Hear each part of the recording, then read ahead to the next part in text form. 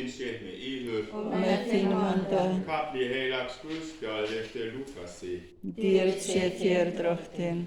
Á þeim tíma sagði einn og mannfjöldanum við Jesum: Meistari, seg þú bróður mínum að skipta með mér arfinum. Hann svaraði honum: Maður, hver hefur segt mig dómara eða skipta ráðanda yfir ykkur? Og hann sagði við þá: Gæti í það og varist alla ágjönd. Enginn þykkur lífa vegum sínum þótt öðru sé. Þá sagði hann þeim dæmisögu þessa: Maður nokkur ríkur átti land, hafði borið mikinn ávöxt. Hann hugsaði með sér: Hvað á ég að gera? Nú get ég hvergi komið fyrir afföðu mínum.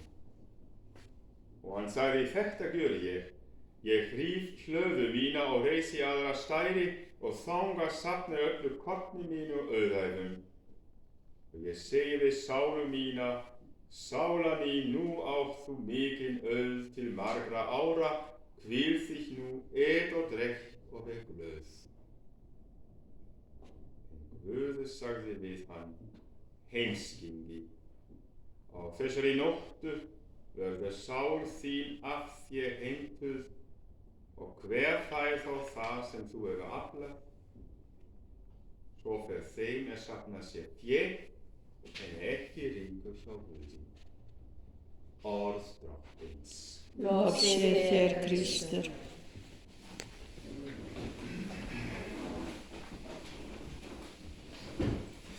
Góðu systkini Kristi, erfðamál eru oft erfiða viðureigna. Stundum gerist það að systkini þola vart að sjá hvert annað vegna þess að þau urðu óvinir þegar arfinn var deilt.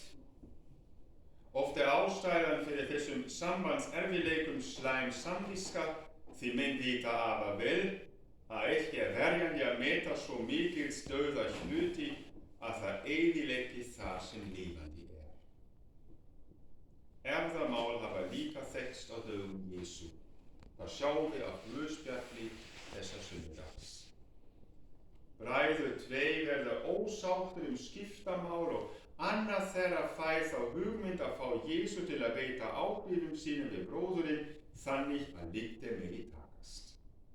Meistarinn, seg þú bróður mínum að skipta með mér arfi okkar. Hver ætli grunntóknin í hugsun hans hafi verið? Það skyldi þó ekki hafa verið verði minn vilji. Og hversu marga bænir ætli séu með því markinu brenda. En Jesus vilji ekkert hafa með slíkan málarekstur að gera. Hann kærði ekki málarekstur, heldur fólk og köllum hvers og eins að lífa sem Guðs barn. Þess vegna segir hann dæmisögu mann sem átti jarðir og fé, akra og aldingarða og hlöðu fulla af alls kyns gæðum. Þetta var honum ekki nægilegt, því mikið vill meira. Guðspjalli kallar þennan mann heimskingja, því þegar bóndinn hugðist njóta alls þessa var sálin burtu kvödd, alls laus og nakin. En hvað var heimskulegt? Ekki það synd að vera duglegur og leysa verkefni sín vel af hendi. Ekki það synd að eiga akra sem vera ríkulegan ávöxt af því vel að þeim hlúað. Ekki það synd að byggja nýja hlöður þegar nót fyrir slíka byggingar.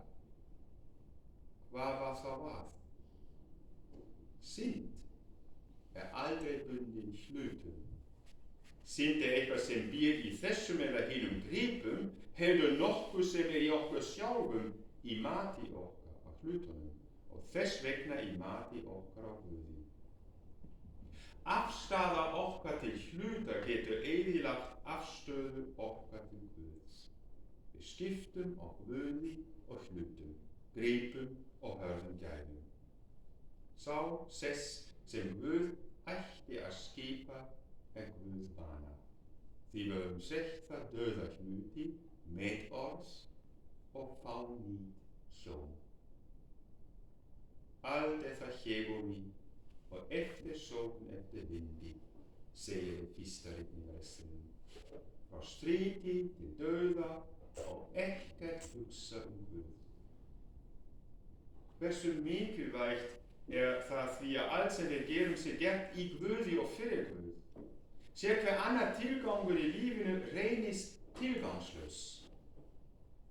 Og því dæmir drottinn þennan landeiganda segan ósvitni því hann hafi ekki raunhaft taumhald á þrám sínum en aumingjamaðurinn hretti sér þó af skynsemi sinni meðan hann lifði.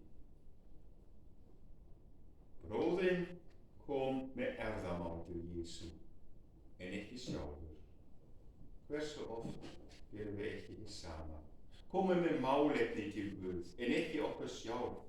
Við byggjum gjarnan með það ósk í bakhendinni að okkar vilji verði, að allt þetta sem við gjörnumst verði okkar. Og hvað svo? Það síðasta sem við gerum þegar við deyjum að opna hendurnar. Það eins og dauðinn segir slepptu nú og það slagnar á öllum vöðum. Við getum ekki lengur haldið í allt þetta sem við sóknumst eftir. Þá erum við ein við Guði, við sjálf. Saga segir að auðmaður nokkuð hafi lagt svo fyrir erfðaskrá að á hlýða líkkistu hans skyldi vera gött. Út þau áttu hendur hann það standa, svo þeir sem fylgdu honum til grafa sæju að hann væri tómhendur. Eftir vill hefur hann vilja minna orð Páls forsvar til Tímoteusar, för ekkert höfum við inn í heiminn flutt og ekki getum við heldur flutt neitt út hérðan ef við höfum fæði og klæði og látum oss það nægja. Eða eins og segir í versum góðkunnugu, titrandi með tóma hönd til þín og Guð ég varpa önd, en Guð heyrir það kall.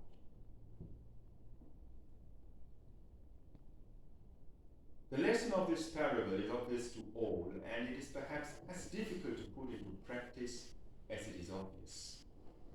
To be in this world and not of it, to collect the necessary goods of this world by honest labor and yet remain detached from them, to possess but not to be possessed by worldly riches, is an ideal to which our weak human nature responds very reluctantly.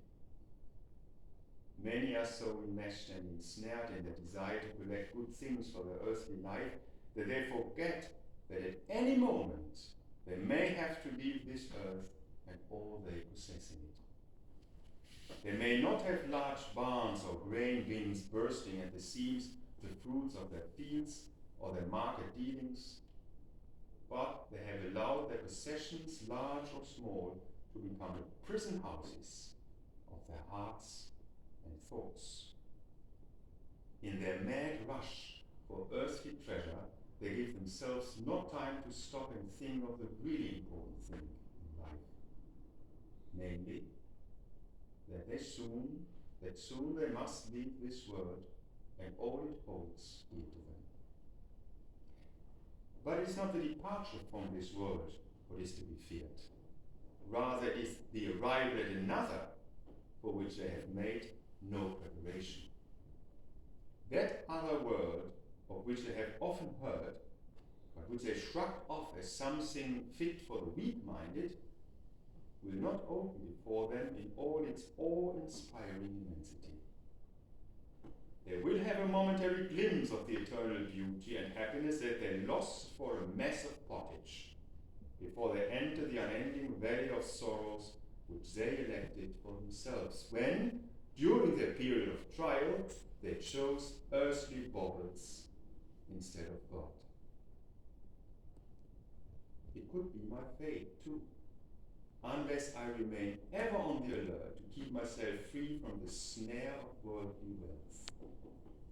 I must remember that it is not the quantity of this world's goods which I possess that will be my undoing, but the quality of the hold which they have on me.